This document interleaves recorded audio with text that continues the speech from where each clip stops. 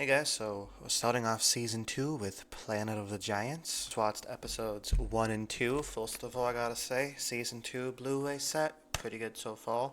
The, coming off of watching season 1 episodes, all of them on DVD, because they're not on Blu-ray yet.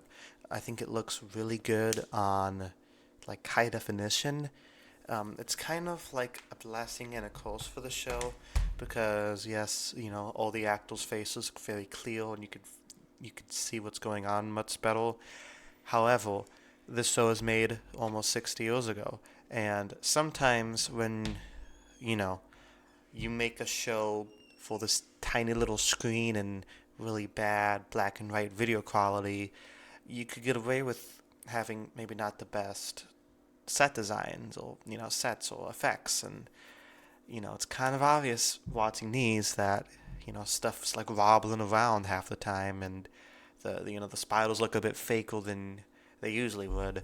But that's not really a flaw of the show itself. This was made 60 years ago on a very tiny budget for TV that's this size and looked really bad. So I try not to judge it for that.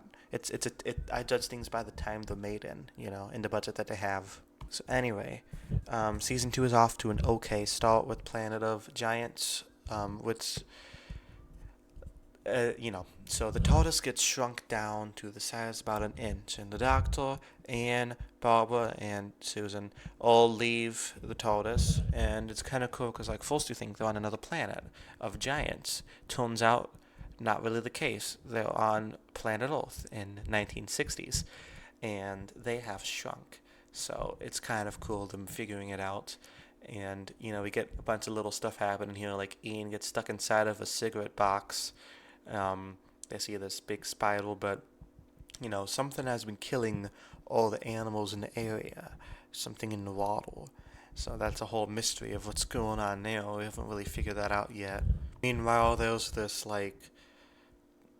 feud going on with this businessman and the scientist and the banker guy, and it turns into this very bad Hitchcock episode, like Alfred Hitchcock Presents episode, where he's like, if you don't give me the money, then I'll kill you, or whatever.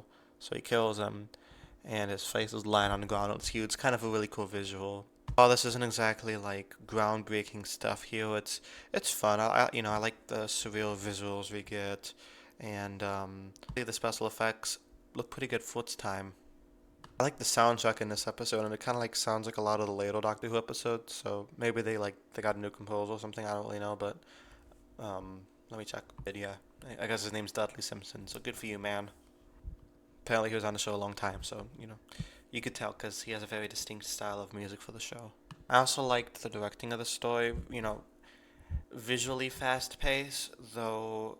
If I'm being honest, considering this is only 3 episodes, I mean I'm only talking about parts 1 and 2 here. I haven't seen 3 yet.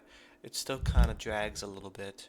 So I don't know if that's just 60s television, how it worked back then, or if it's just pacing issues within the story itself. But as with most William Hartnell episodes, probably could have been benefited by only being 1 or 2 parts instead of 3. Which is weird because it's only 3 parts. I feel like we don't have these problems in a lot of the poetry episodes, or Tom Baker episodes, or even Troughton episodes. So it seems like a William Hartnell specific problem. But I do like the characterization of Ian and Barbara. They're like, "Oh, cool, we're finally back home." It's like, "Oh nope, we're tiny. It's not gonna work." So I can't really get a full grasp on what the story is like yet until I talk about episode 3. So I'll be doing that next week. So if you're interested in that, please click below and subscribe. Meantime, I'll be starting my Harry Potter series on my on the books on Harry Potter. So I'll be talking about the Philosopher's Stone. So if you're into that, subscribe too. Thank you guys so much for watching, and until next time, peace.